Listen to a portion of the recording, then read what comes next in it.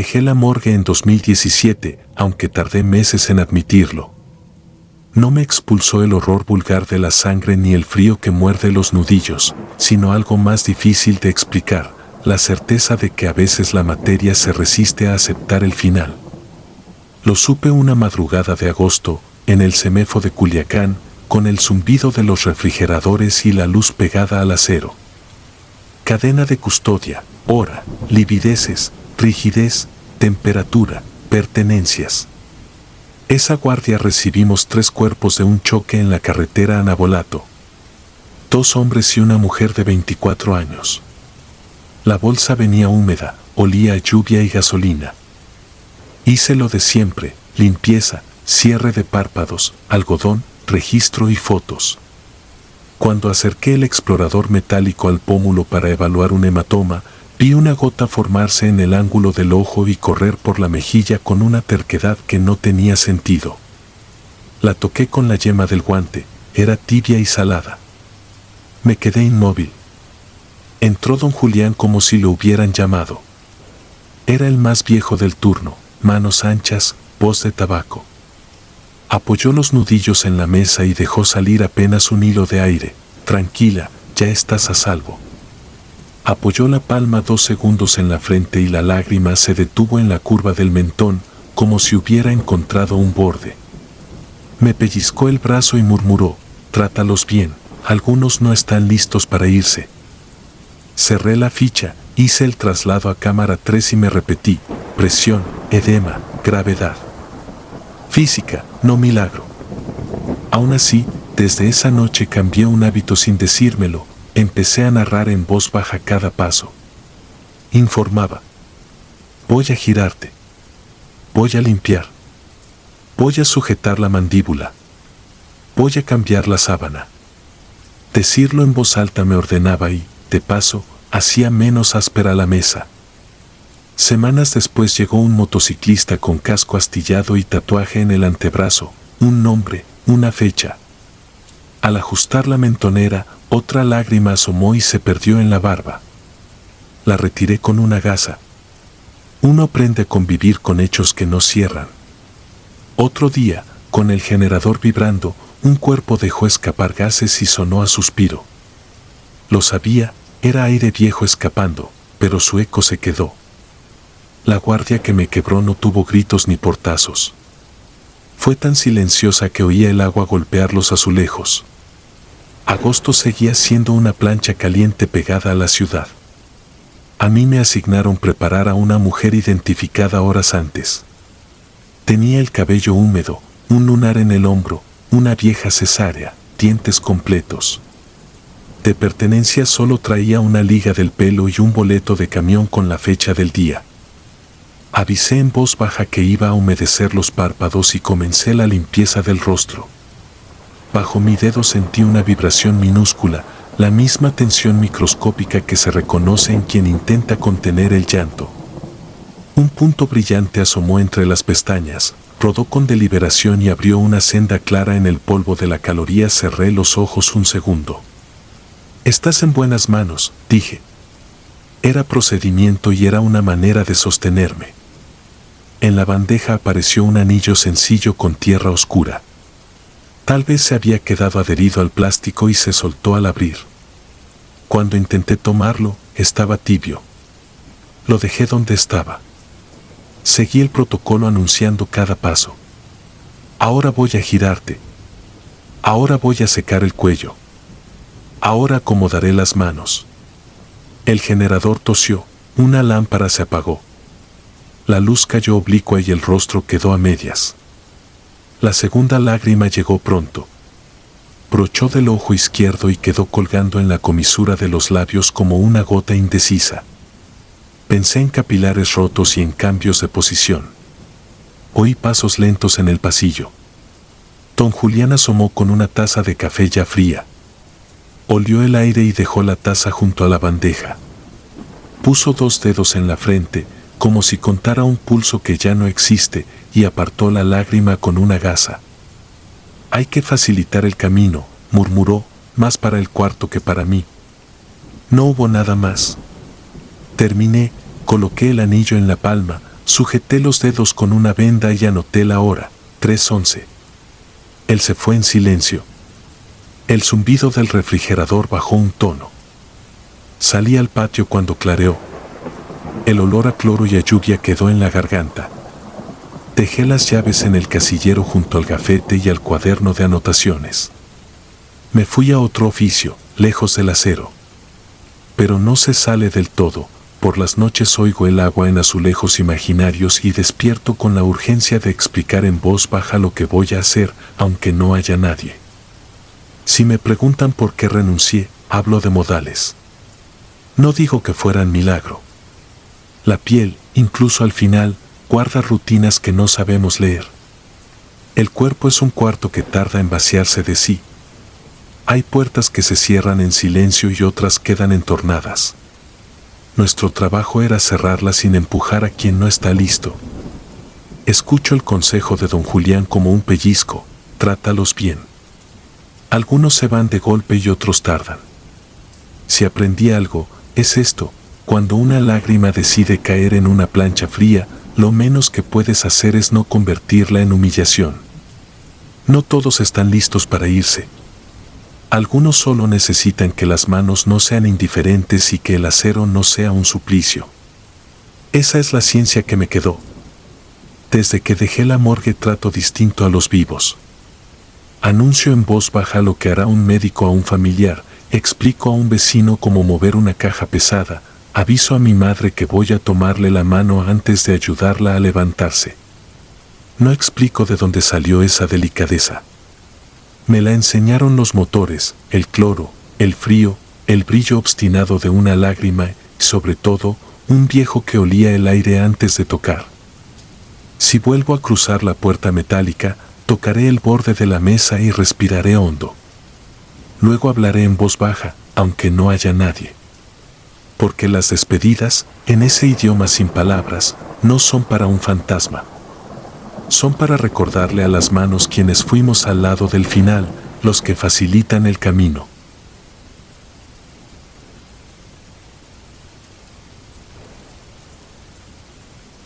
Puño de sal. No diré mi nombre. Fui técnico en patología por casi 8 años, turnos de madrugada en el Hospital Civil de Durango, cuando la ciudad se apaga y solo queda el zumbido obstinado de las cámaras de refrigeración.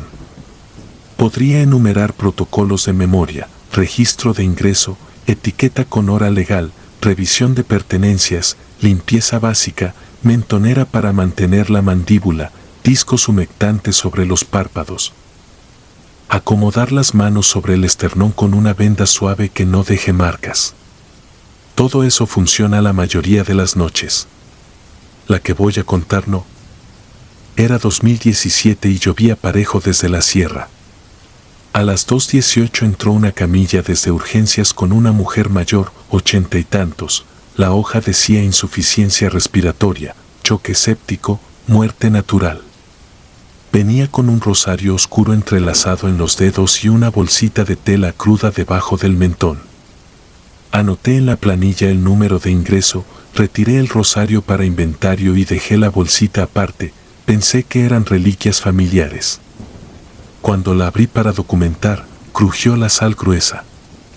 No me sorprendió, en los ranchos siguen poniendo sal para secarlas bonito, según dicen. Me quedé solo. Mis compañeros estaban en la cámara verificando temperaturas. Cerré la puerta metálica y el eco volvió con su latido mecánico. La luz del quirófano sin cirujanos es una lámpara implacable, recorta más que ilumina. Tenía la piel entizada y reseca, el abdomen apenas distendido, uñas cortas con una media luna de tierra vieja. Llevaba una pequeña herida suturada en el antebrazo izquierdo por algún acceso venoso. Todo normal. Lavé con solución jabonosa, retiré adhesivos, sequé pliegues, puse humectante en labios y párpados. La rigidez cadavérica había tomado bien, el cuello ofreció resistencia al girarlo, las articulaciones de los dedos parecían mármol. Acomodé un algodón bajo el mentón y coloqué la mentonera. La parte final siempre me relajaba, cruzar los brazos sobre el pecho, muñeca derecha sobre la izquierda, una venda de gasa para que no se desacomoden durante la refrigeración. Lo hice miles de veces. Tomé su mano derecha por debajo, la levanté con ambas mías. Cuando quise doblar los dedos para que abrazaran el antebrazo contrario, la mano me respondió. ¿Cerró? No fue un deslizamiento ni un temblor, fue cierre. Los 4 dedos me atraparon la muñeca con una fuerza fría y compacta, como una prensa. Sentí las lunas de sus uñas hundirse en mi piel a través del guante de nitrilo. La goma se estiró con un chasquido y me mordí la lengua para no llamar a nadie. El reloj mural marcaba 2:31 y recuerdo esa imagen absurda, mi brazo sujeto, el dorso del guante blanqueando por la presión y al fondo la hoja de ingreso temblando ligeramente por el aire del extractor. Intenté un movimiento lento hacia atrás y la mano apretó más. La rigidez hace cosas raras, lo sé. El espasmo cadavérico también existe. He visto manos cerradas como piedras desde el primer minuto. Pero esta no estaba así, la había sentido abrirse hace segundos, había trabajado sus articulaciones, había notado la resistencia y la ceder de cada tendón, y, aún así, cerró sobre mí con voluntad antigua. Busqué con la mano libre la espátula de acero para separar dedos sin lastimar. En cuanto toqué el pliegue entre pulgar e índice, un calambre subió por mi antebrazo y me vació la fuerza.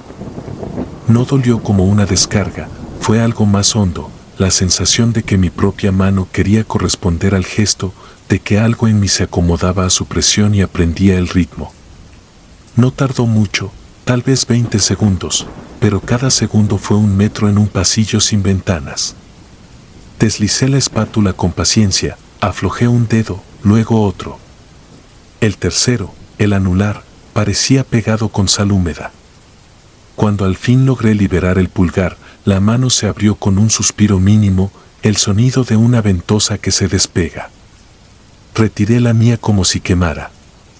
Al mirar mi piel, a través del guante estirado vi las marcas ya enrojeciendo, 4 medias lunas perfectas. Respiré, me puse otro par de guantes encima, acomodé su brazo con la resolución de quien termina una tarea sin dejar huecos, vendé con firmeza, dejé el rosario inventariado. Volví a meter la bolsita de sal en la bolsa de pertenencias. Anoté todo.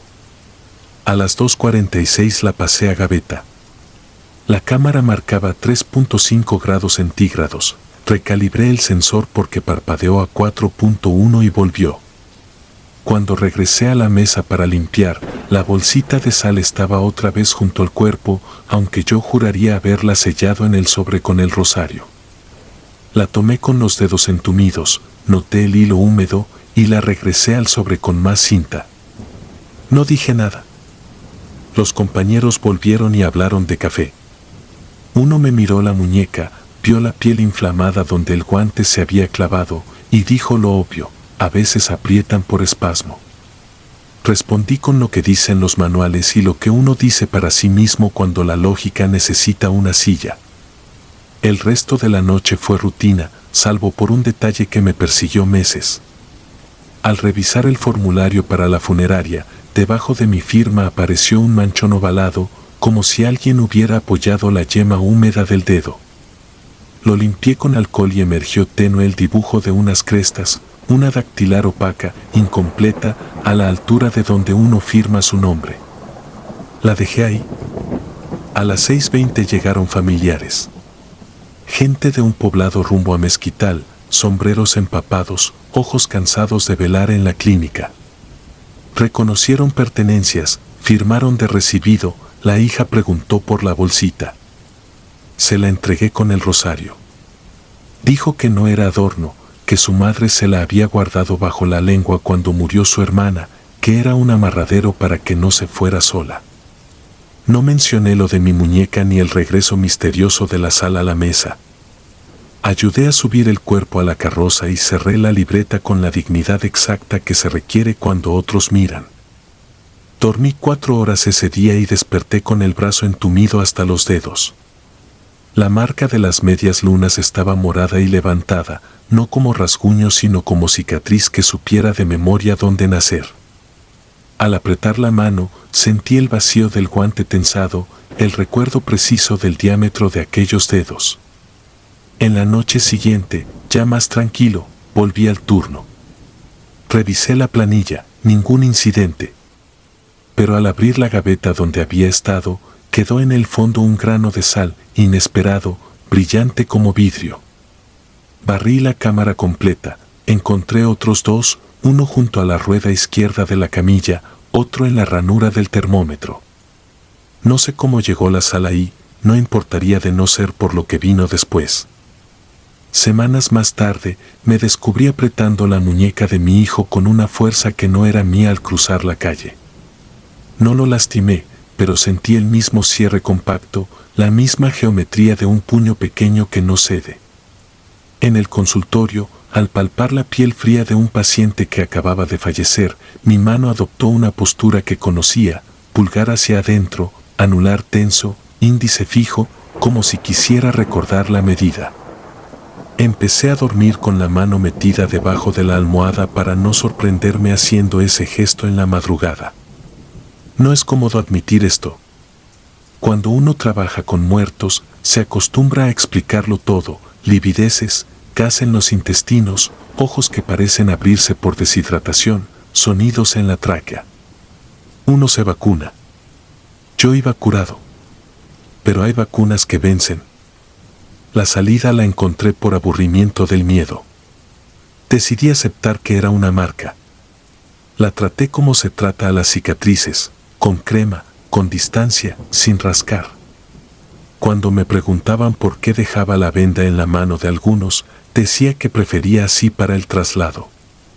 Empecé a evitar cruzar manos de ancianos que llegaban rígidos, los dejaba a la altura del abdomen, discretos.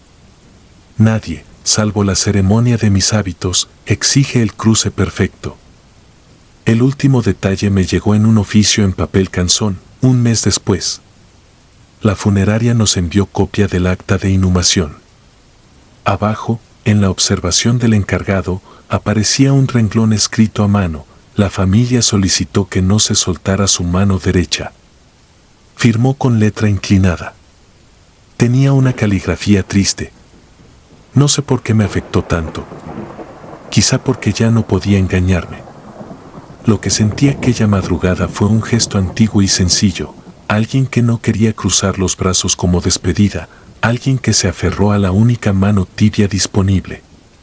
¿A la mía? Renuncié al año siguiente sin hacer ruido.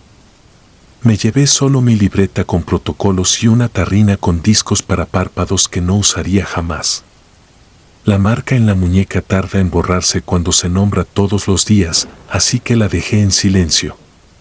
A veces, cuando mi casa se queda muy quieta y el refrigerador hace su zumbido de cámara fría, mi mano recuerda. Se cierra despacio, apoya sus uñas imaginarias en mi piel, calcando las medias lunas viejas. La abro con paciencia, como aquella madrugada. Y vuelvo a guardar, sin mirar, una bolsita de sal que no tengo, una que cruje sin existir. Nunca volví a cruzar manos en un cuerpo. Prefiero dejarlas a los lados, con una gasa apenas. Es un detalle mínimo que no altera nada, pero me da paz. Hay noches en que pienso que la cadena de custodia más difícil es la de aquello que se pega a uno sin firma ni sello. Si alguna vez ve un grano de sal donde no debería estar, no lo pise, solo recójalo y déjelo en el sobre correcto. A mí me sirvió para entender lo único que puedo asegurar sin adornos. Todavía llevo, en la memoria de mi muñeca, el peso exacto de un apretón que no me pertenecía. Y cada vez que cierro los ojos, ese puño vuelve a probar si sigo ahí.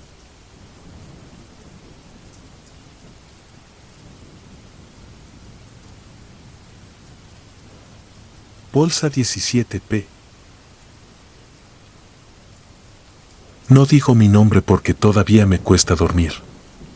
Fui camillero nocturno en el CEMEFO de Cuautla, Morelos, entre 2014 y 2017. Aprendí rápido lo que no enseñan en ningún curso, a oler el hipoclorito antes de entrar, a reconocer el zumbido del compresor de la cámara 3 cuando iba a fallar, a no mirar los ojos de nadie más de 2 segundos. Me retiré después de una noche que se me quedó pegada como humedad en las paredes. Desde entonces, cada que oigo agua en una tubería, me preparo para el mismo sonido. Aquella guardia empezó normal. Llovía parejo, la caseta goteaba y el reloj checador marcaba las 2:07. En la bitácora, el ingreso 17B quedó registrado como femenino NN, politraumatizada, probable atropellamiento en la Federal. Venía sellado, doble bolsa negra, cinchos amarillos, etiquetas claras. Cuando están bien sellados, el plástico se adhiere y cruje distinto, lo notas aunque no quieras. A mí me tocaba moverla de la rampa a la mesa de frío y verificar que coincidieran los folios con el parte policial. Procedimiento, nada más. A mitad del pasillo la tormenta bajó la luz un instante. El generador hizo su tos seca y el foco de emergencia pintó todo verdoso. Fue ahí cuando lo escuché, un sollozo corto, húmedo, justo detrás de mi cadera, en el carro camillero. No fue un chillido, no fue aire, fue un quejido como de garganta lastimada, 2 veces seguidas, con la pausa exacta de quien intenta respirar. Me quedé inmóvil, guantes puestos, la bolsa frente a mí. Luego la bolsa se movió, apenas un temblor mínimo en el plástico, un recogerse y soltarse como si adentro alguien recobrara el aire. Hay cosas que con el tiempo aprendes a explicar. Hay gases que hacen levantar un tórax, hay relámpagos que revientan las membranas de los oídos, hay compresores que se quejan.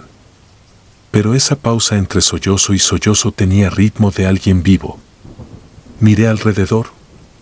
Éramos solo yo y la lluvia. Llamar al médico de guardia era la opción correcta, pero esa noche, con el verde del foco sobre la bolsa, con el 17B brillando en la etiqueta, decidí romper el protocolo. Lo asenté en la bitácora como apertura por sospecha de signos, firmé, corté el cincho. La primera bolsa crujió y desprendió el aliento cerrado del plástico. Adentro venía la segunda, bien cerrada, sin fugas.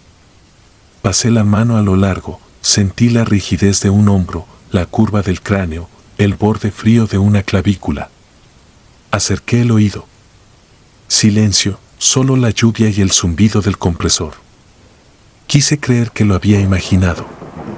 Entonces, otra vez, el sollozo, ahora más abajo, como si viniera del piso, como si la mesa misma se quejara. Incliné la cara y lo escuché claro, un llanto breve que se metía por el metal y vibraba en los tornillos. Me arrodillé. El sonido subía del desagüe. Metí los dedos por la rejilla y sentí el tiro de aire. Cuando los sifones se secan, las tuberías llaman con ese silbido que parece voz. ¿Lo sabía? No quise aceptar esa explicación porque yo había visto el plástico temblar. Apreté la mandíbula, abrí el segundo cincho, retiré la bolsa interna y descubrí el cuerpo, una mujer joven, la piel aún con el brillo de la lluvia, la mandíbula relajada, las pestañas pegadas. No era mi trabajo diagnosticar, pero los signos eran los de quien se fue horas antes. A un costado, dentro de la misma bolsa, venía otra pequeña, de pertenencias, con el folio 17PP, tenis, un suéter, un monedero con billetes enredados de humedad. Una tarjeta con la mitad del nombre borrado por el agua. Nada más. Volvió el sollozo. Esta vez no vino de la rejilla ni del plástico, me pareció que se filtraba desde la cámara contigua, la número 3, la que siempre respiraba a su modo. Cerré los ojos y escuché el patrón, 3 segundos de silencio, un quejido breve, otros 3 segundos, y repetía. Era el compresor jalando aire por una goma reseca o eso me quise decir.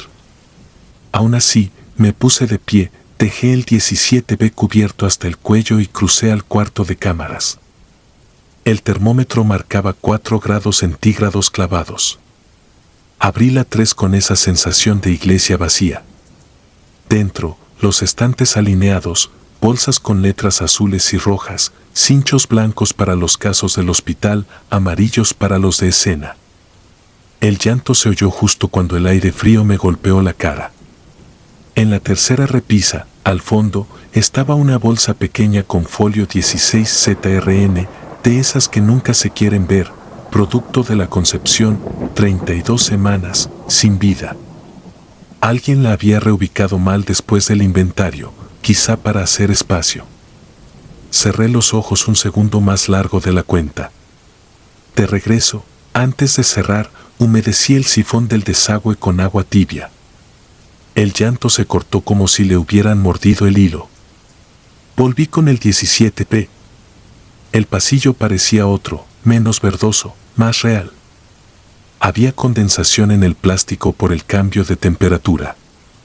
Pasé la palma para alisarlo y noté marcas por dentro, como dedos que hubieran empujado desde el interior. 5 figuras alargadas y estrechas, con la separación exacta de una mano pequeña a la altura del abdomen de la mujer. Me quedé sostenido de la orilla de la mesa, respirando por la boca. Hice lo que dicta la hoja, tomé fotos, reporté la reubicación de la bolsa 16 ZRN, cerré el 17B con cinchos nuevos, anoté cada acción y esperé a que amaneciera.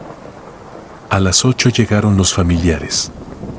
Una señora con suelta de cabello y ojos hinchados me preguntó si su hija estaba ahí. Dijo el nombre. Coincidía con la tarjeta semiborrada. Me pidió verla. La trabajadora social y el médico hicieron su parte. Yo me quedé en la puerta mirando el suelo.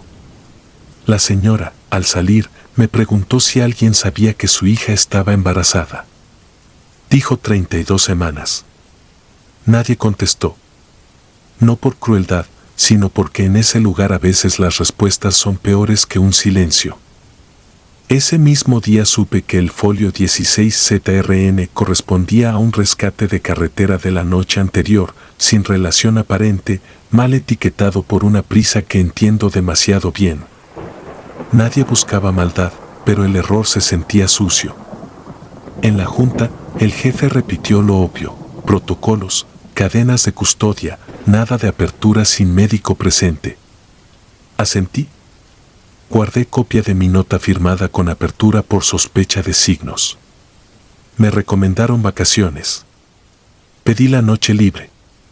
En la tarde, al cerrar la puerta de mi cuarto, el refrigerador de la casa hizo un sonido como un resuello y me encontré con la espalda pegada a la pared, escuchando la tubería del fregadero, esperando el patrón de los 3 segundos.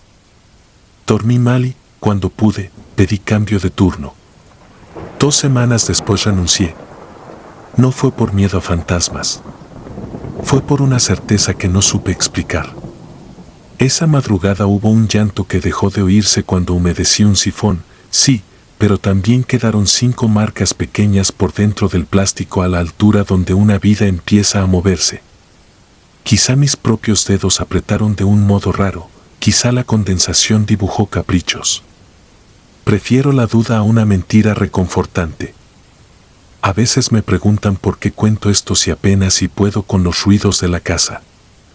Respondo que alguien tiene que decir que, de noche, los edificios también hablan y que sus voces se confunden con las nuestras.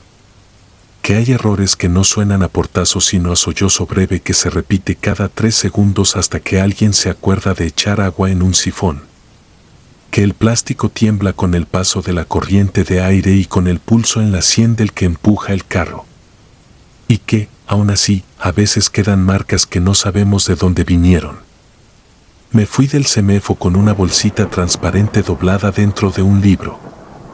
Adentro guardé el pedazo del primer cincho que corté esa noche, el que tenía escrito 17B con marcador. Lo saqué hace poco para verlo a contraluz. El vinilo amarillento conserva una película de polvo que no quise limpiar. Cada tanto me llega, por correo, una carta sin remitente con impresos de normas y recordatorios de cadena de custodia, como si alguien quisiera vigilar mi culpa. La última venía con una etiqueta adhesiva, de las que pegamos a las bolsas, con 5 pequeñas manchas de humedad en hilera. No eran redondas como gotas, eran oblongas, estrechas, casi la huella exacta de 5 dedos menudos. La guardé también. Escribo esto de madrugada. La ciudad suena a agua en bajadas, a neveras que arrancan, a gatos que cruzan techos, a motores que respiran como gente. Afuera, la tormenta otra vez adelgaza la luz. En mi fregadero, antes de acostarme, siempre dejo un vaso de agua para que el sifón no seque. No me importa si es superstición. Hay hábitos que son pactos con uno mismo. Si me preguntan qué haría distinto, digo que nada. Volvería a romper el cincho. Volvería a abrir la bolsa. Prefiero cargar con un informe de sanción y una bitácora mal vista, antes que despertar sabiendo que dejé a alguien dentro de una bolsa negra cuando todavía le quedaba un sollozo más que dar. Desde esa noche, cada vez que un plástico cruje detrás de mí, miro por encima del hombro sin querer. No busco fantasmas. Busco el número del folio, la marca del cincho, la cámara que respira. Y cuento 3 segundos, por si acaso. Porque hay sonidos que no dependen de creer. Dependen de estar ahí cuando ocurren. Y yo estuve. Y sigo estando, cada vez que cierro los ojos, en el pasillo verde, con la lluvia afuera y la bolsa 17B temblando apenas, como si adentro algo chiquito se negara a prender el silencio.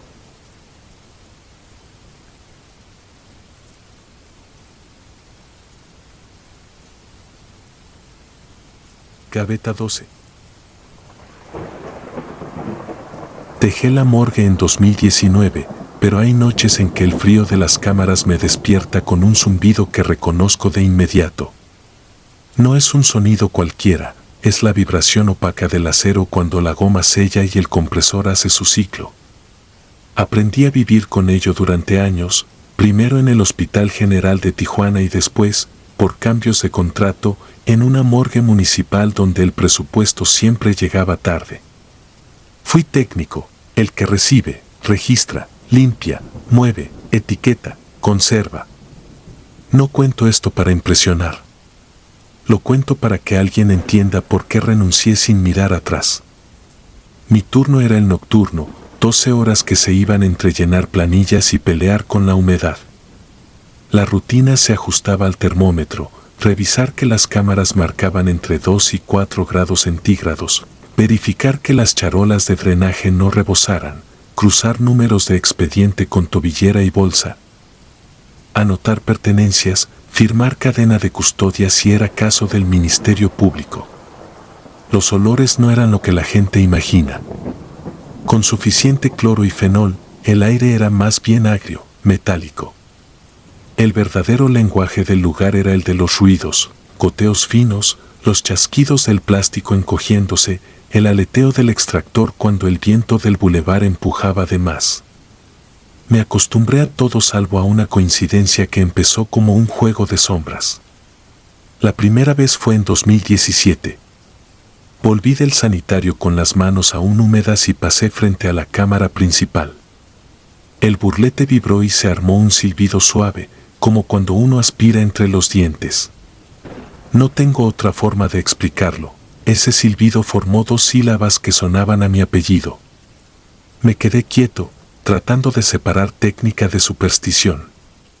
Abrí la puerta pensando que una bolsa habría quedado mal sellada. Las charolas estaban alineadas, los 3 niveles ocupados, etiquetas a la vista, ninguna fuga. Solo un cadáver masculino con la boca entornada, los incisivos apenas asomando, como si hubiese terminado una palabra que ya no alcanzó a decir. No lo comenté con nadie. Entre compañeros, la broma fácil hubiera sido inmediata. Pero esa misma semana llegaron 2 ingresos de madrugada con irregularidades. En la hoja de control, en el rubro de responsable de recibo, ya aparecía mi firma. Nadie más estaba en la mesa. Revisé cámaras, busqué el registro en el sistema. Nada. La letra era la mía, no cabía duda. Volví al libro, pasé las hojas, y en 2 páginas anteriores también estaba mi nombre en tinta vieja, como si hubiese firmado días antes por cuerpos que aún no llegaban. Decidí que era error de logística y seguí trabajando. Poco a poco, los avisos sutiles tomaron forma. De todos los ruidos, el más inquietante era el golpeteo hueco que daban algunas charolas cuando las guías no servían. Lo oí provenir una noche siempre del mismo punto, tercer nivel, lado derecho. Gaveta 12, según el número con rotulador seco que yo mismo había puesto meses atrás. Podía estar en el cuarto de autopsias o en la oficina, y el golpe se repetía con una cadencia extraña, como si alguien empujara el metal desde adentro con el dorso de los dedos, pausas iguales, 3 golpes, luego 2, luego 3. No era el crujido del frío. El frío no tiene ritmo. Anoté la serie en mi libreta. Esa manía de llevar un cuaderno me la inculcaron los viejos: fecha, hora, ingreso, particularidades. Escribí G12, marzo de 04, marzo de 04, marzo de 04. Al revisar partes de defunción, encontré un detalle que me secó la boca. 3 ingresos de ese día tenían hora de muerte 3-4. Distintos sitios, distintas causas. Cuando las coincidencias se apilan en un sitio como ese, uno no puede darse el lujo de la poesía. Llamé al archivo, pedí que me confirmaran las horas. Confirmadas. Culpé a la mente cansada. En la empresa donde pasé después, una morgue de tránsito con convenios con funerarias, Gaveta 12 volvió a ser mía por costumbre. Me acomodaba tener siempre los números claros. En una madrugada de agosto, llegó un caso por suicidio. Sin familiares al principio. Varón joven, complexión similar a la mía, barba de varios días. Lo deposité en la 12. Engomé bien la bolsa, asenté registro, di parte al policía de guardia. Al cerrar, el silbido del burlete repitió ese arrastre de ese, luego una O abierta, luego mi nombre completo en mi cabeza como si alguien, muy cerca, se hubiese tomado el tiempo de pronunciarlo sin voz. Sentí el cosquilleo en los brazos, ese que no viene del miedo sino del aire helado amplificado por la adrenalina. Hice lo que nos enseñan, salí, respiré, me lavé las manos otra vez, conté hasta 30. Regresé con una lámpara para revisar que ninguna etiqueta estuviera suelta. Entonces vi el error. La tobillera del varón no era suya. Decía mi nombre y 2 apellidos con una exactitud que nadie que no me conociera podría lograr. La fecha de nacimiento coincidía hasta el día. El folio, sin embargo, era de él. Alguien escribió mal el nombre al imprimir la banda. Quise solucionarlo ahí mismo. Reemplacé con una tobillera en blanco. Dejé la anterior doblada en mi libreta como se guarda una espina. Me repetí que era un fallo de procedimiento. Nadie tiene por qué tomarse a pecho una tobillera mal hecha. Ese consuelo me duró hasta los efectos personales. La bolsa con pertenencias había llegado más tarde. Al revisar, encontré una tarjeta doblada de un taller mecánico del otro lado de la ciudad con una anotación a pluma, entregar a, y mi nombre otra vez, sin apellidos. Seguido de un número de teléfono que era el de mi casa antes de cambiarlo. En el reverso había una dirección que yo reconocí sin dificultad, la calle donde viví de estudiante. Pude buscar 1000 explicaciones, quizá comprábamos en el mismo lugar, quizá le prestaron un papel viejo para anotar. La costumbre del registro me salvó de desbaratarme. Fotografié todo, pegué copias a la hoja del expediente, dejé constancia. Dormí mal. En turno siguiente, la 12 estaba vacía, lista para otro ingreso. No dieron las 3, ni el golpe rítmico, ni el silbido. Creí que la coincidencia se había agotado en sí misma. Una semana después, una señora llegó a reconocer a su hijo. Cuando dio los datos, la asistente del Ministerio Público alzó la vista. Me vi reflejado en ese gesto porque yo mismo había tenido esa confusión muchas veces, nombres larguísimos, apellidos iguales, homónimos por docenas. La mujer pronunció el nombre de Pila y mis dos apellidos. Se me aflojó el cuerpo. Ella no me miraba a mí sino a su papel. La corrección vino después. El nombre completo del fallecido era casi idéntico al mío salvo una letra en el segundo apellido, una R en lugar de L. Eso pasa, me repetí. La estadística se acomoda en montones donde uno menos lo espera. Lo que no cuadra con la estadística fue la madrugada en que el compresor se detuvo por una baja de voltaje y solo quedó encendida la luz triangular de emergencia en el pasillo. El aire se hizo más pesado, la humedad subió y desde adentro, ya sin ruido de motores, oí con nitidez un arrastre de tela, un roce como de nudillos, el golpe seco de una charola contra el tope de metal. Una vez, dos, tres. Me acerqué. El frío que escapaba por la rendija parecía más denso, como si hubiera algo más que aire. Abrí. La 12 estaba ocupada por un NN recogido en vía pública que aún tenía mi marca en los papeles como responsable de recibo. La bolsa estaba impecable. Pero la charola, al jalarla, dejó un vaho que trazó por un segundo, sobre el acero, la sombra borrosa de mis iniciales. No soy dado a ver vírgenes en las manchas. Esa noche la mente ya venía cansada de guardar demasiadas coincidencias en el bolsillo. Hice la bitácora como se debe. Reporté baja de voltaje, verifiqué temperatura al restablecerse, anoté ruidos en 12, sin adjetivos. Nadie quiere parecer supersticioso en un lugar donde la precisión es lo único que te separa del error. Al terminar el turno, me esperaba en el casillero un sobre sin remitente. Dentro estaba la tobillera con mi nombre, la misma que yo me había guardado. Nadie sabía de ella. La doblé y la rompí en pedacitos dentro de una bolsa roja de residuos. A la semana, volvió a aparecer en mi libreta, sin doblez. Ese día pedí mi baja. Han pasado años y sigo haciendo inventarios en fríos más amables, cámaras de restaurantes, cámaras de un hotel donde llevo mantenimiento. A veces, cuando abro un refrigerador para revisar la condensación, el burlete suena exactamente igual que entonces y el acero me devuelve mi apellido con ese siseo que no es del todo sonido. Me gustaría afirmar que todo fue un azar mal acomodado, que la repetición es un sesgo de memoria, que la gaveta sonaba porque el riel estaba gastado y las firmas aparecieron por errores de copia. Me enseñaron a preferir la razón al cuento, a desconfiar de los adornos, a reconocer que, incluso muertos, los cuerpos hacen cosas que el vivo interpreta como señales. Pero también aprendí otra cosa que nunca anoté en ninguna bitácora: cada lugar donde el frío se preserva guarda un nombre preferido. Puede ser el del que más tiempo aguanta, el del que no olvida cerrar, el del que firma sin ver, el del que piensa que al acero no se le pega la memoria.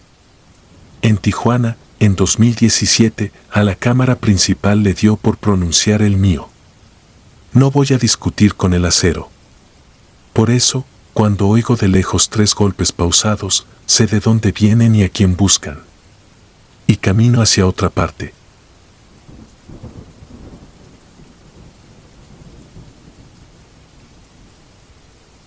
Me llamó el muerto. Soy técnico en necropsias en el CEMEFO de Culiacán. Llevo años abriendo bolsas negras, registrando números de caso y haciendo fotos con la regla métrica al borde de la piel fría. En 2018, una madrugada de septiembre, me tocó el turno más largo de mi vida. Entró un masculino sin identificar por colisión en la carretera a Navolato. El paramédico dijo que fue impacto lateral, vehículo compacto contra poste, cinturón de seguridad dudoso. La bolsa venía marcada con un E07 escrito con plumón en un costado, coincidía con el cajón vacío de la cámara que tiene la alarma más sensible. Hice lo de siempre, recibí la cadena de custodia, conté los objetos personales en una bandeja plástica, verifiqué etiquetas en tobillo y muñeca, anoté hora de ingreso. El olor a metal caliente y sangre vieja aún estaba fresco bajo el plástico, ese olor que no es del todo humano cuando se mezcla con el combustible y que se queda pegado en la garganta como una confesión. Abrí la bolsa con el bisturí sin apretar, cortando la cremallera de abajo hacia arriba para evitar arrastrar fibra sobre la cara. Retiré la sábana gris con cuidado, buscando primero los rasgos generales para la fotografía de ingreso. La luz fría del plafón cayó en diagonal y me arrancó el aire, la cicatriz bajo la ceja izquierda, el lunar pequeño junto al puente de la nariz, el borde de un incisivo levemente astillado. ¿Era Iván? ¿Mi hermano menor? El que según la familia estaba trabajando en Calgary, en una bodega donde empaquetaban equipo de construcción. El que me escribía una vez por semana contándome de la nieve que nunca había visto y de las uñas que se ponía su novia peruana en un centro comercial. No quise decirlo en voz alta porque en la sala no caben los nombres propios sin un papel que los respalde. Seguí el protocolo como si no supiera nada. Fotografías frontales y laterales con escala, descripción de lesiones externas, manos en detalle para huellas, retiro de anillos inexistentes, revisión dental sin mover más que los labios resecos. Los ojos aún estaban abiertos a la mitad, con ese vidrio de quien ya no parpadea y refleja las lámparas como dos monedas a punto de caer. Cerré los párpados con el pulgar sin presionarlos, anoté ligero golpe en región malar derecha, posible fractura costal por línea de Morestin. Las manos eran las de Iván, con la dureza de quien carga bultos, con un callo que yo mismo le vi hacerse cuando trabajó conmigo un mes en la funeraria antes de irse.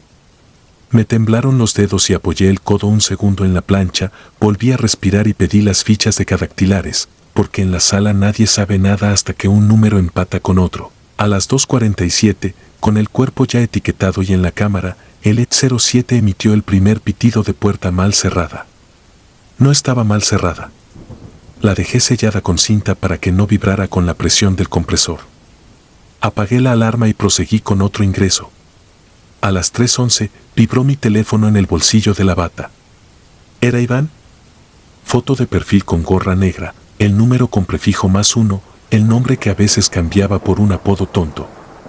Luego la llamada. Contesté sin moverme de la mesa de acero, mirando a la cámara como si me estuviera mirando a mí por un vidrio. La voz llegó con ese retardo de las llamadas por Wi-Fi. Dijo que estaba saliendo de turno, que hacía frío, que Canadá no era para cualquiera. Yo apenas dije que sí, que me mandara su ubicación y una foto para presumirla a mamá. Lo escuché respirar, oí una puerta pesada, un golpe de viento y un zumbido que parecía de cámara frigorífica. Colgamos. Guardé el teléfono sin mirarlo más, convencido por un segundo de que el cuerpo en la cámara era un parecido, una mala jugada del cansancio. Entonces sonó de nuevo la alarma del E07. Pedí a la policía ministerial la autorización para tomar huellas. Salieron bien, pese a la humedad de los dedos. Las pasé al sistema y me devolvieron una coincidencia con 12 puntos en la ficha de Iván, registrada años antes por un trámite de INE. 12 puntos es sólido, casi incontestable. Apreté los dientes. Llamé a la agente del Ministerio Público y le dije que necesitaba esperar a la confirmación dental. Hice el odontograma simple, revisé la astilladura, la disposición de los premolares. Todo encajaba como encaja una verdad cuando no quieres verla. A las 4:26 me llegó un mensaje de Iván con un video corto, él con gorra, el aliento saliéndole como humo, un estacionamiento vacío, una tienda iluminada a lo lejos. Me escribió que luego me llamaba, que estaba sin guantes y se le entumían los dedos. Guardé el teléfono al lado del expediente como si fuera una evidencia, sin tocarlo más. En la plancha, otro caso esperaba su turno, pero mis ojos volvían a la cámara. Me quedé un rato sentado, la espalda pegada a la pared azulejada, oyendo la vibración baja del compresor y el goteo lento de una llave mal cerrada. Pensé en la posibilidad sucia de que alguien hubiera usado su nombre, su foto, su voz. Pensé en clonaciones de SIM, en cuentas robadas, en trucos baratos de internet. Pensé en la opción menos probable y por eso más insistente, dos iban coexistiendo por unas horas, uno congelado y otro con los dedos entumidos al norte. En la morgue uno aprende que la realidad prefiere los detalles por encima de las explicaciones. El callo de la mano no se roba. La astilladura del diente no se inventa. La voz de mi hermano tampoco. Al amanecer, el odontólogo forense confirmó lo que yo ya sabía. Tomamos placas, marcamos puntos de coincidencia, llenamos un formulario que siempre empieza igual y nunca acaba igual. Yo pedí, contra mi propio orgullo, que que retrasaran la necropsia hasta identificar ante familia. No podía abrir ese tórax como si fuera de cualquiera. Se firmó el diferimiento, el cuerpo volvió al ET-07 con la cinta nueva en la puerta, yo me cambié la bata por una limpia y salí al patio a encender un café soluble en un vaso de unicel. A esa hora, el cielo de Culiacán se pone de un gris translúcido que no termina de ser día. Me llamaron desde una oficina diciendo que había una señora preguntando por un desaparecido, no era mamá, era otra historia, otro dolor, pero los dolores aquí se parecen entre sí como los tornillos de una caja.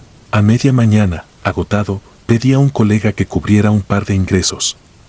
Me fui al cubículo a comprobar de nuevo el teléfono, buscando la ubicación que me había dicho.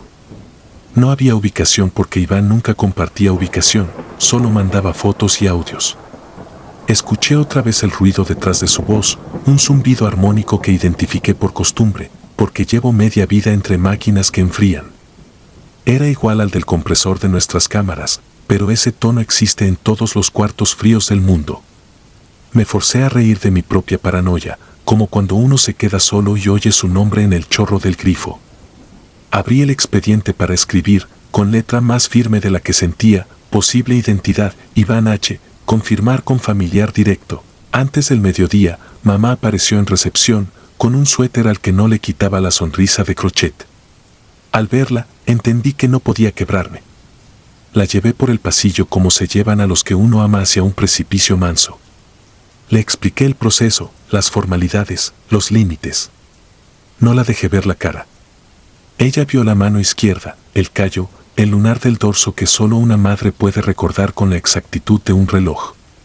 Le tembló la respiración, no el cuerpo. Dijo el nombre de Iván sin decirlo y firmó el reconocimiento como si le arrancaran un hilo que sostenía muchas cosas. Cuando acabamos, su teléfono sonó. Un número desconocido con prefijo extranjero. Lo puso en altavoz sin pensar. ¿Era Iván? Preguntó por ella, dijo que iba a depositarle algo el viernes, que estaba apurado. Le pedí que colgara, que después hablamos, que por favor se fuera a casa a descansar. Ella me miró con una mezcla de fe y desobediencia que no se cura. Se fue con el alma partida en dos, como se parte a veces el cartílago si lo doblas al revés. Esa tarde, el Ministerio Público ordenó continuar con la necropsia porque la identificación, por más absurda que sonara, estaba en 3 puntos sólidos. Abrí con la incisión en I, expuse cavidades, pesé órganos, busqué lesiones internas compatibles con el accidente. Los hallazgos eran los que encajan con un impacto contra poste y un cuerpo que rebota hacia el interior del habitáculo. Al abrir el esternón, la sierra vibró igual que zumbaban los audios de Iván. No me detuve porque el oficio también es blindaje. Noté un viejo callo óseo en una costilla que solo él, de niño, se fracturó al caerse de una bici. Redacté, firmé, cerré.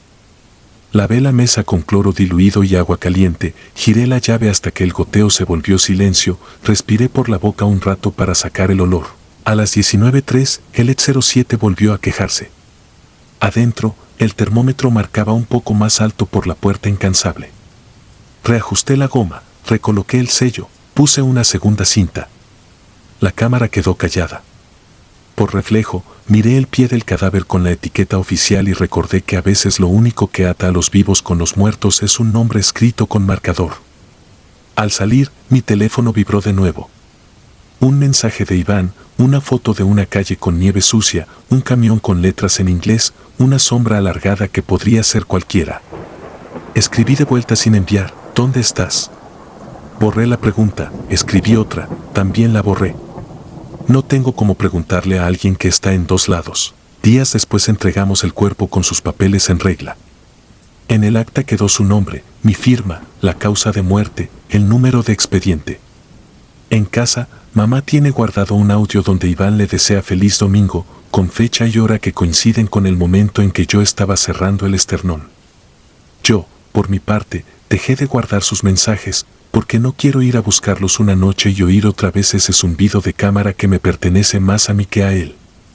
En el trabajo, nadie pregunta por el ET-07, pero todos saben que, a veces, cuando todo está quieto, la cinta de la puerta se hincha apenas y se pega como si respirara. No dijo su nombre en voz alta. Lo pienso cuando tomo una ficha, cuando cierro una bolsa, cuando pego una etiqueta. En la morgue uno aprende que la identidad es una cuerda, y hay ocasiones en que el mundo la tensa desde dos extremos hasta que cruje y no termina de romperse. Yo sigo entrando a la sala con la misma bata, la misma libreta, la misma costumbre de terminar lo que empiezo. Si el teléfono vibra, lo dejo para después, aunque la voz suene como la que me dijo hermano toda la vida. Si la cámara pita, voy y presiono hasta que calle. Si alguien me pregunta por fantasmas, digo que aquí no hay. Lo que hay son coincidencias que huelen igual que el frío y nombres escritos con tinta que no se borra. Y una madrugada que no terminó, en la que un muerto me llamó desde otro país mientras yo le cerraba los ojos a alguien que llevaba el mismo rostro, la misma cicatriz y la misma historia que le pertenece a mi familia. Lo escribo aquí para acordarme de que no fue un sueño. Lo escribo porque cada vez que combino números, medidas y protocolos, hay un punto ciego donde la realidad se permite temblar, apenas un segundo, lo justo para que quepan dos versiones de la misma persona. En ese segundo vivo desde entonces. Ahí trabajo, ahí respiro, ahí escucho y ahí contesto, con la puerta del X07 cerrándose sola y el zumbido encendido al otro lado de la línea.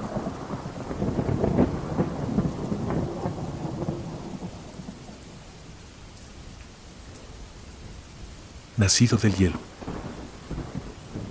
Me llamo Iván Luna.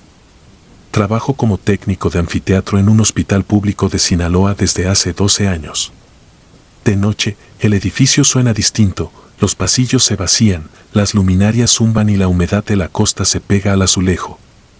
A esa hora, el anfiteatro es un mundo aparte. El reloj digital sobre la puerta marca siempre un tiempo más lento, como si ahí adentro los minutos se estiraran. Me gusta ordenar todo antes de la medianoche, hojas de cadena de custodia en carpetas transparentes, marcadores con tinta que no huela a solvente, etiquetas sin burbujas en las bolsas plásticas. Hacerlo bien no me salva del insomnio, pero me da la sensación de que el caos no ha ganado todavía. Esa noche de abril de 2016 el elevador trajo a la mujer. La camilla chirrió como si el metal tuviera frío y el camillero evitó mirarme a los ojos. Firmé el ingreso con la pluma que guardo para estos casos y vi las notas del médico de urgencias, politraumatismo, paro en sala de reanimación, sin respuesta. Había un renglón que, al leerlo, me dejó una presión en el pecho. Gestación aproximada, 34 semanas.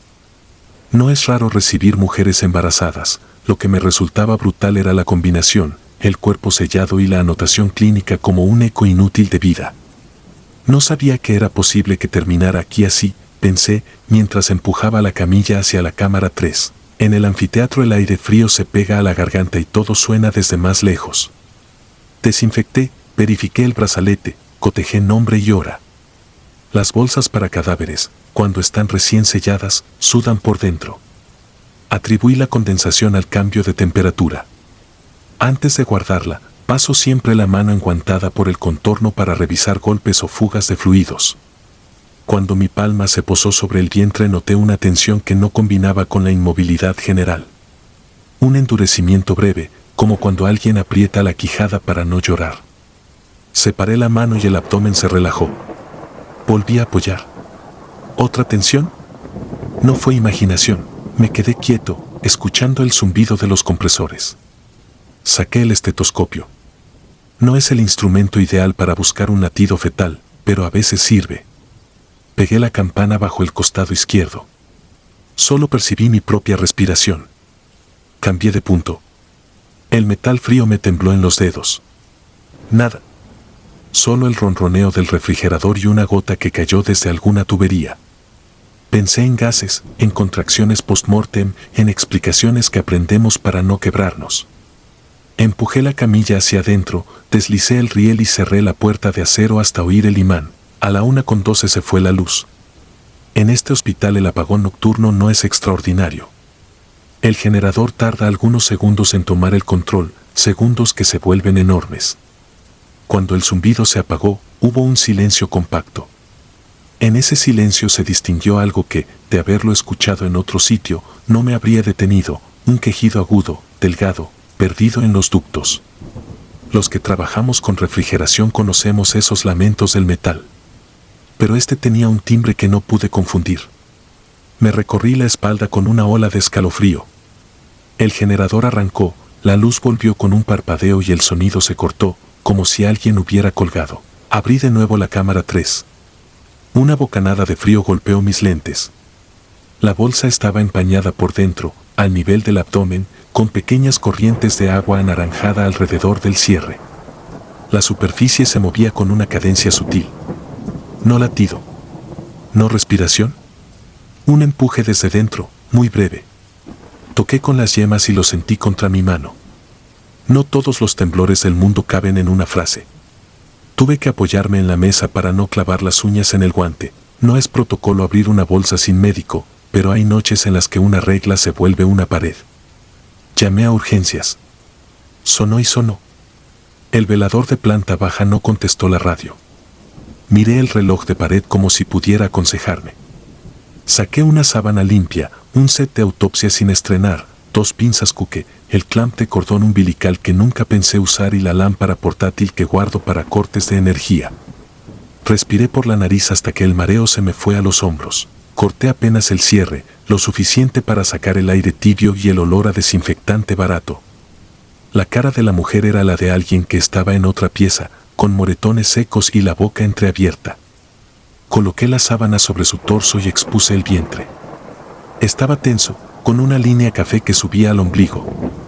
Pegué el estetoscopio con torpeza, moviendo milímetros la campana. Creí oír un galope lejano. Pudo ser ilusión.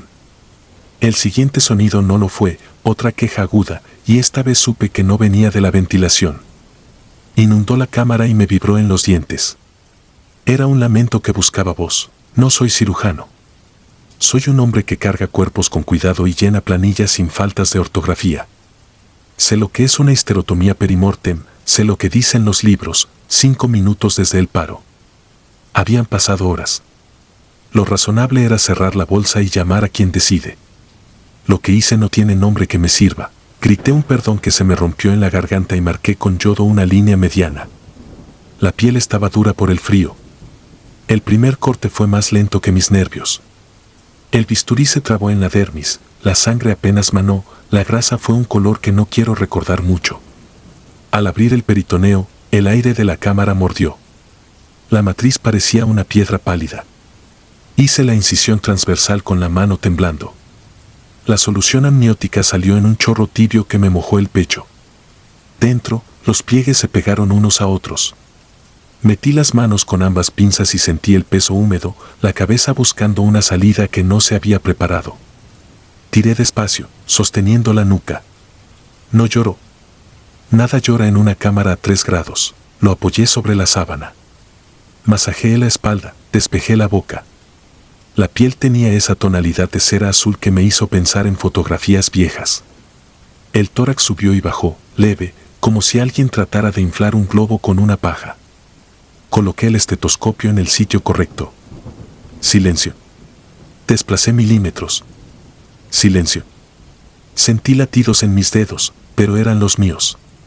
Lo envolví con otra sábana.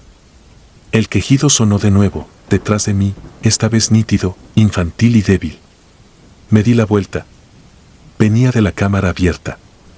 Venía del hueco donde la mujer había estado. Apreté al recién nacido contra mi pecho por instinto. El calor de mi piel atravesó la tela empapada. No dejó de respirar, pero no buscó llorar. Acomodé el clamp, corté el cordón con las Cuque y una tijera Metzenbaum que no debería haber usado. Mientras anudaba, un vapor fino salió del interior de la cámara y empañó el vidrio de la lámpara. Sobre esa pátina se dibujaron por segundos líneas que parecían dedos. No tengo otra descripción. 5 trazos que se deshicieron al contacto con el aire más templado. El hospital recobró su rutina con esa inercia ciega de las madrugadas. Los pasos del camillero volvieron a sonar por el pasillo y los monitores de quirófano hicieron su concierto. Logré comunicarme con urgencias. No supe explicar lo que necesitaba decir. Está respirando, fue lo único coherente. Minutos después entró el médico de guardia con una incubadora portátil, una enfermera y el miedo tapándoles la piel. Tomaron al bebé. Lo conectaron a una mascarilla neonatal, midieron saturaciones que no cuadraban y presionaron su esternón con 2 dedos. El monitor no logró captar un ritmo claro. Aún así, su tórax seguía subiendo y bajando con esa obstinación tranquila de ciertas cosas vivas. Lo llevaron corriendo hacia neonatología. Me quedé con la bolsa abierta y la mujer descompuesta en un gesto que parecía alivio. Cerré con suturas que jamás debí colocar. Coloqué apósitos como pude y acomodé de nuevo el cuerpo. Hice el registro con el pulso ya docilizado por la costumbre y dejé asentado lo único que podía escribir sin perder el trabajo: apertura para extracción fetal en presencia de signos compatibles con vida. Usé esas palabras como una pared. A las 6:20 volví a escuchar el quejido.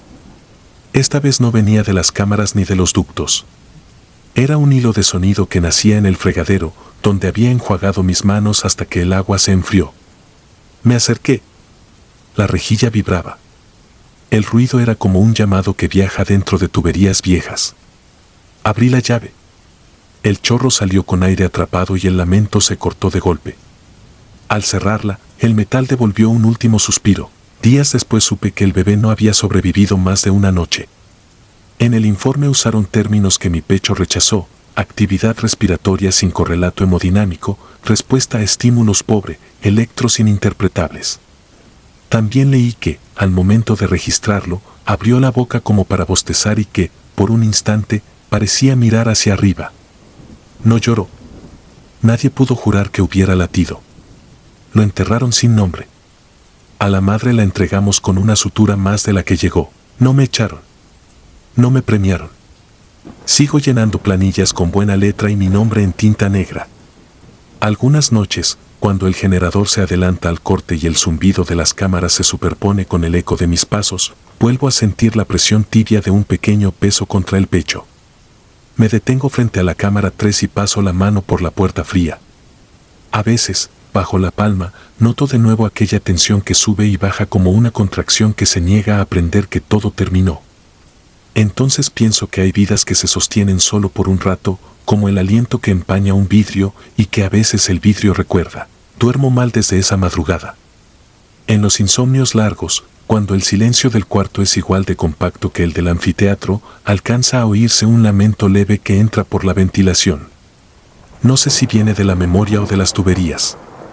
Sé que, cada vez que aparece, pongo la mano sobre el pecho como si pudiera calmar a alguien. Y el aire, por un segundo, empuja de regreso.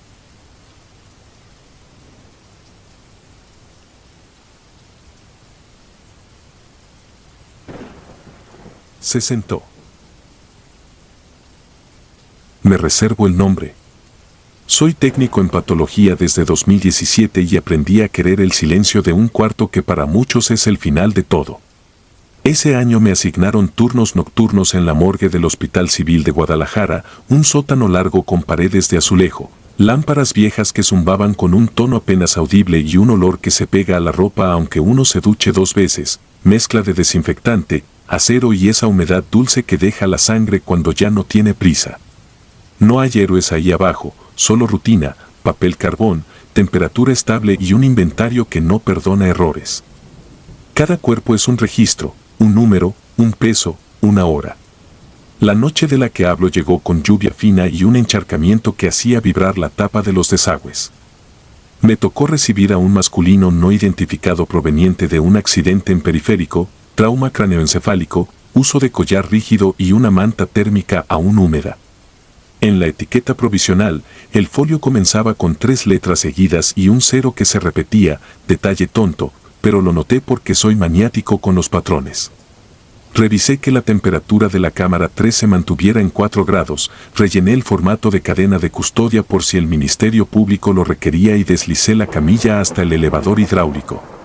A las 2:13, según el reloj de pared, quité la sábana para verificar si había pertenencias ocultas.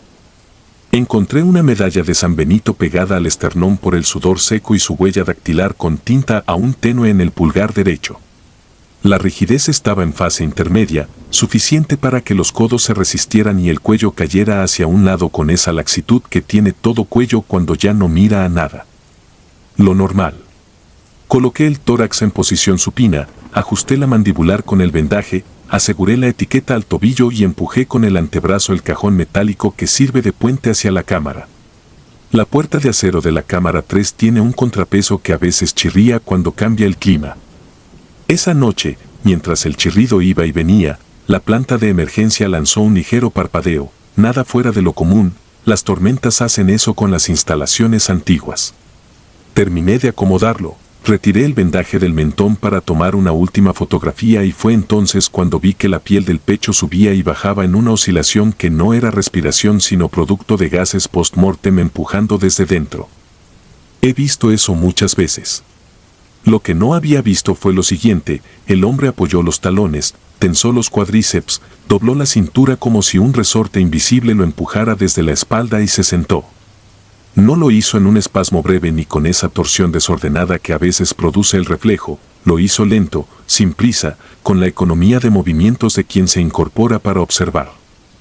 La cabeza quedó ladeada, la barbilla sostuvo un segundo de balance y los ojos, abiertos solo a medias, tenían ese brillo de córnea recién humedecida por el frío. Podría jurar que me miró. No fue una mirada de reconocimiento ni de súplica, fue la clase de contacto que uno siente en la nuca cuando alguien está a medio metro y no hace nada. Intenté buscar el error mecánico, quizá la camilla estaba mal nivelada, quizá el cajón metálico se había deslizado, quizá mis manos habían hecho palanca sin querer. La racionalidad se deshilacha cuando el cuerpo frente a ti toma una postura que requiere voluntad. Se me nubló la vista. Recuerdo un golpe sordo, luego el sonido distante del agua en el drenaje y, por encima, el zumbido de las lámparas. Desperté en el pasillo exterior, con la espalda fría contra el mosaico y la puerta de la morgue entreabierta. Tenía una marca rojiza en la muñeca, como de hebilla apretada. El reloj marcaba 3:16. Nadie bajó en ese lapso, lo confirmé después en el registro de accesos. Me incorporé con esa torpeza de quien no acepta el desmayo y entré de nuevo. La camilla estaba vacía en el área de ingreso, la cámara 3, cerrada. El cartón del toe tag ya no colgaba del tobillo de nadie, estaba en el piso, húmedo por la condensación, con mi firma al reverso, doblada por la mitad. Abrí la cámara 3 con el cuidado de quien teme haber cometido un error profesional. El cuerpo estaba adentro, acostado, mandíbula vendada, brazos alineados, talones juntos. Como si nada hubiera ocurrido, como si una parte de mí hubiera inventado la escena. Acomodé de nuevo el cartón, respiré hondo para apaciguar el temblor de las manos y me obligué a seguir el protocolo, anotar la hora, detallar el incidente, verificar sellos, registrar la temperatura. La única forma de no perderse en esos sótanos es volver a lo mensurable. Revisé las cámaras. El monitor viejo tardó en cargar. A las 2:13, la imagen muestra mi torso inclinado, el haz de la lámpara reflejándose en el acero. A las 2:14, un parpadeo. A las 2:15, el video salta a 8 segundos y me muestra saliendo al pasillo, tambaleándome, dejando la camilla a medias. No hay ningún otro movimiento. Ni cuerpo sentándose ni puertas que se abren desde adentro. Un hueco de 8 segundos es apenas una tos en la vida de un sistema de circuito cerrado, pero cuando uno sabe lo que vio, ese hueco es un abismo. Seguí trabajando. Llegaron 2 traslados de clínicas externas, una mujer de 76 años con EPOC y un hombre joven por sobredosis. Tomé muestras, etiqueté, lavé los charcos pequeños que deja la duda cuando gotea. Pero la incomodidad persistía, una especie de presión sobre la parte alta del estómago que no cede con café ni con respiraciones profundas. En la pausa, me quedé viendo la puerta de la cámara 3. Hay puertas que uno siente que lo miran de vuelta. Para ocupar la mente, me puse a limpiar la mesa de autopsias, a repasar con fibra las manchas que el cloro ya había vencido pero que mi obsesión aún veía. A las 4:22, el sensor de movimiento del pasillo parpadeó sin que nadie pasara.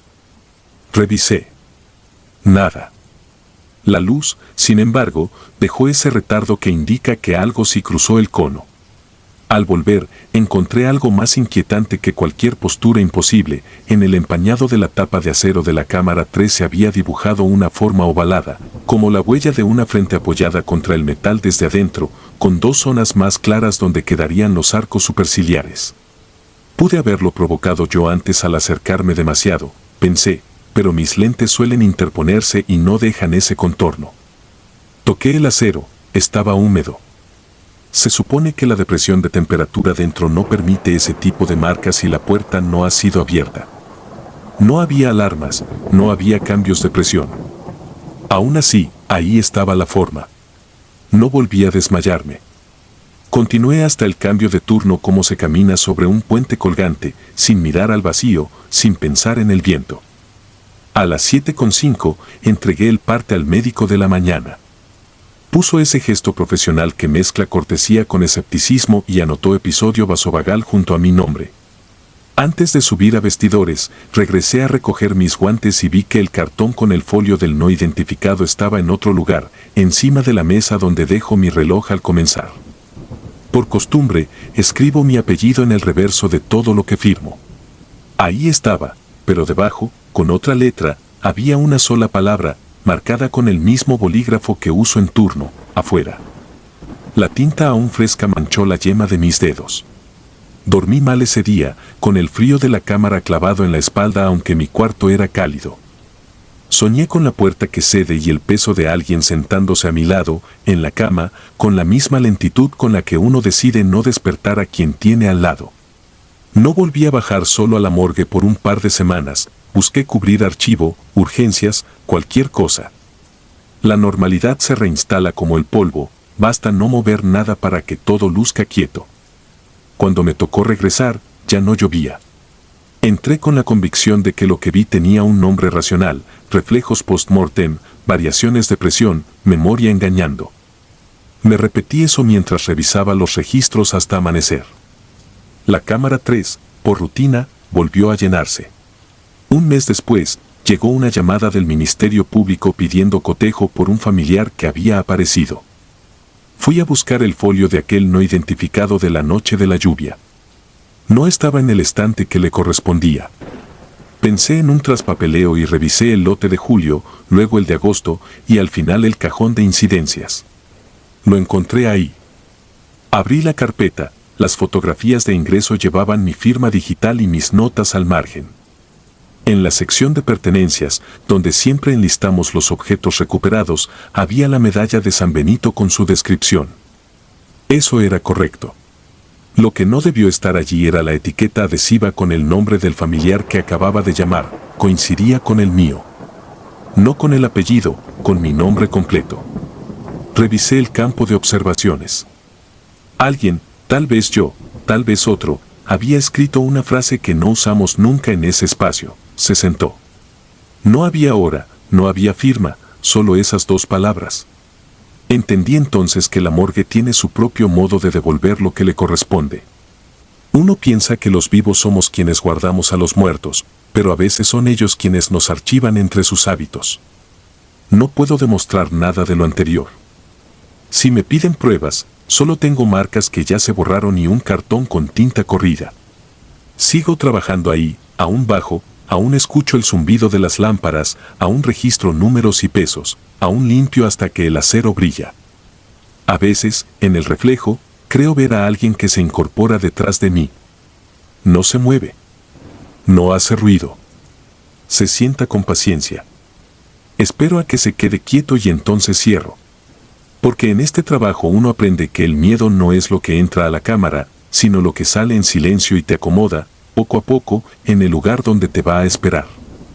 Y eso tiene una etiqueta, una fecha, un folio que empieza con 3 letras y un 0 repetido que ya reconozco.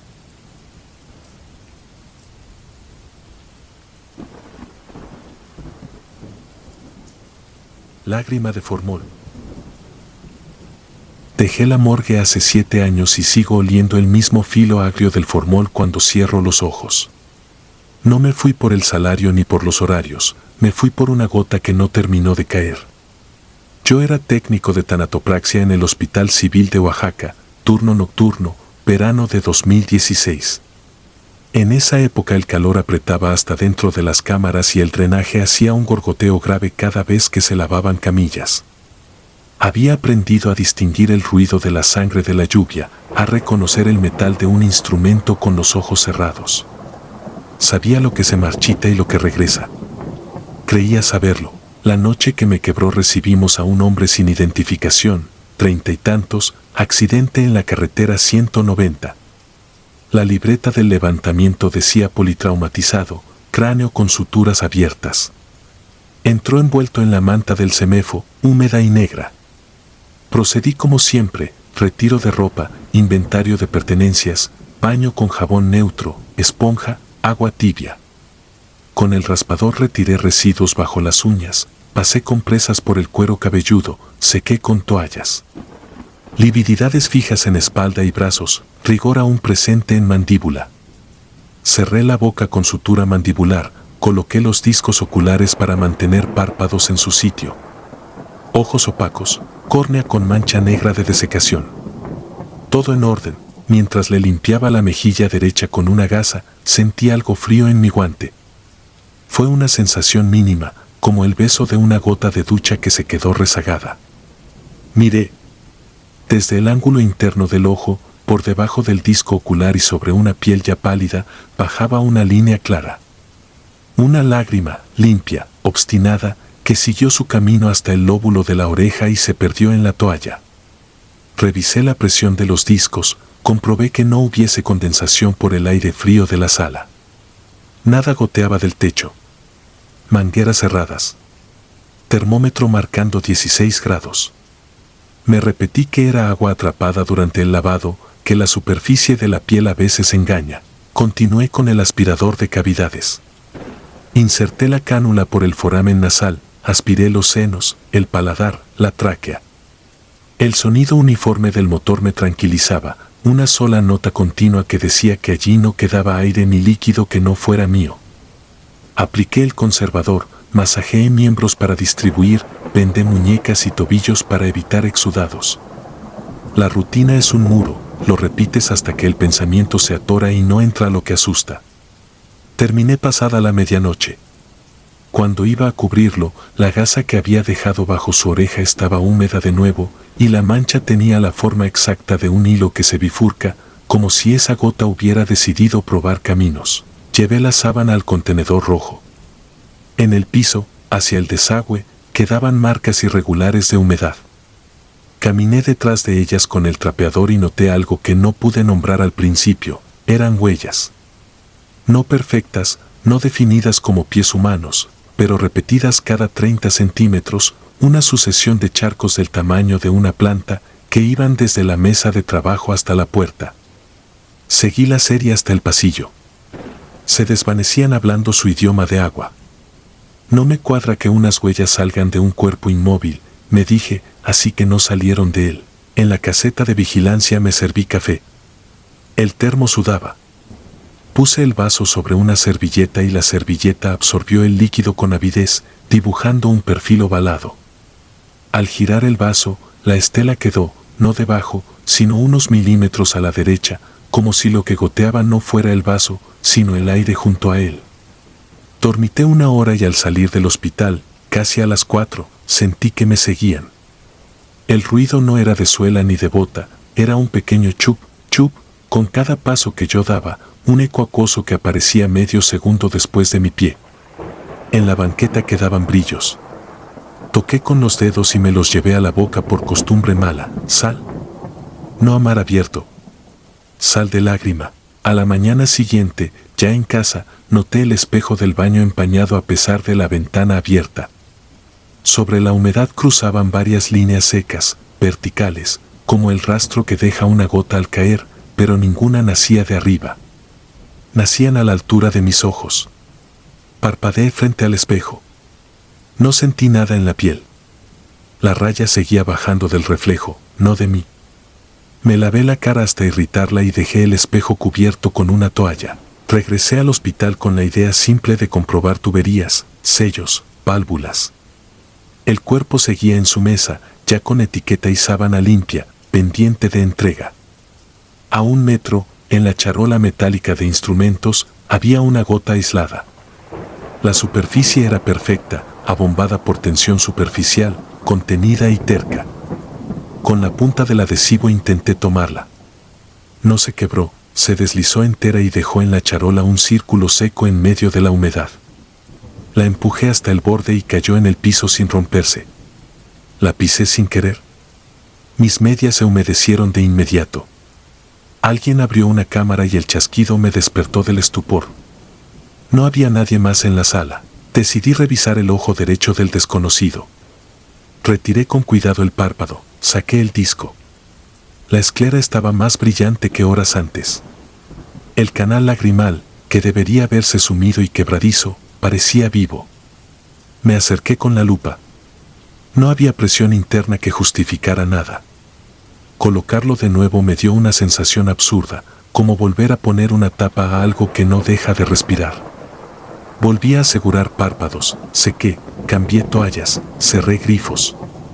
Puse 2 gasas limpias bajo las mejillas y una regla milimetrada al lado, por si quedaba registro que mostrara a alguien.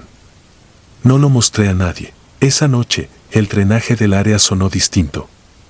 El gorgoteo usual subió de tono, como si el tubo se hubiese llenado más de lo normal. La rejilla escupió una burbuja y la burbuja reventó dejando un pequeño aro de agua que no se expandió, se contrajo, como latido invertido, hasta desaparecer. Cuando pasé el trapeador, el agua formó un camino hacia la puerta contraria a la pendiente del piso. Era imposible. Terminé el turno con los calcetines húmedos a pesar de los botines. En el locker, mi uniforme tenía una marca que no recordaba, una línea que bajaba del bolsillo del pecho hasta el dobladillo, seca en las orillas, oscura en medio. No olía a nada conocido. Ni sangre, ni formol, ni jabón. Olor a nada, que es el olor que deja el miedo cuando ya no tiene a qué parecerse. En casa, no dormí. Me acosté para fingirlo y el techo devolvió el tic regular de una gotera inexistente. El sonido no venía de una esquina, venía de encima de mi almohada. Miré. Sobre la funda, justo donde apoya la oreja, se formó una mancha perfecta del tamaño de una moneda. No se expandía, no se absorbía, se hacía. Una segunda la tocó y desaparecieron ambas, como si una borrara a la otra. Me levanté con el corazón torcido. En el pasillo había huellas que no eran mías, demasiado juntas, demasiado redondas, avanzando hasta la puerta. Abrí. Afuera, la banqueta brillaba seca. No pedí ayuda, no supe cómo. Al día siguiente presenté mi renuncia. La firmé con la mano temblorosa y el bolígrafo dejó, además de tinta, un rastro invisible que se volvió visible cuando lo incliné contra la luz, una línea húmeda, otra vez. Entregué credencial y llaves. Al cruzar por última vez el pasillo de azulejos, el piso estaba impecable. En el vidrio de la puerta, sin embargo, se deslizaba una sola gota por dentro del doble cristal.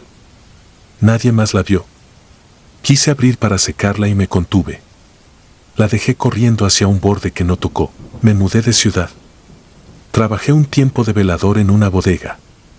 Evité pasillos de refrigeradores en supermercados, evité las vitrinas empañadas. Algunas noches, al pasar por un puesto de jugos, veía una gota descender por el vidrio de la vitrina y sabía que no era de ese lugar. Al despertar, a veces la funda de la almohada marcaba círculo leve, siempre del lado derecho. Hay días en que desconocidos me miran como se mira a quien viene mojado bajo sol. Me he vuelto experto en caminar sin mirar al piso, en fingir que no escucho el chup que me sigue el paso cuando la calle está callada. Podría decir que todo fue estrés, que a cualquiera se le muere algo adentro en ese oficio, que la mente se venga dibujando síntomas. Lo pensé. Lo quise. Pero hace 2 semanas, de madrugada, me detuve frente a una tienda con refrigeradores de bebidas. El vidrio estaba limpio y frío. Me vi reflejado. Sobre mi reflejo, a la altura del ojo derecho, comenzó a formarse una gota. No sobre el vidrio, no exactamente. La gota se formó en mí que era yo y no era yo, y cayó dejando una línea sobre un rostro que no se movía. Puse la mano y el vidrio estaba seco. Cuando aparté los dedos, el rastro seguía, dentro del espejo, bajando hasta mi cuello. Cerré los ojos un momento y sentí, por primera vez desde la morgue, el peso exacto de esa lágrima ajena hundiéndome la piel. No era mía y me reclamaba. No volví a ese lugar. Escribo ahora en una mesa donde el mantel tiene manchas que no reconozco. No abro la llave a medias, no cuelgo la ropa cerca de la ventana. Camino con cuidado para no dejar huellas que no sean mías. Cada tanto, en el borde del plato, aparece una gota perfecta que nadie vertió. La aparto con la servilleta y la servilleta no se moja. Cuando me preguntan por qué dejé la morgue, digo que fue por los horarios.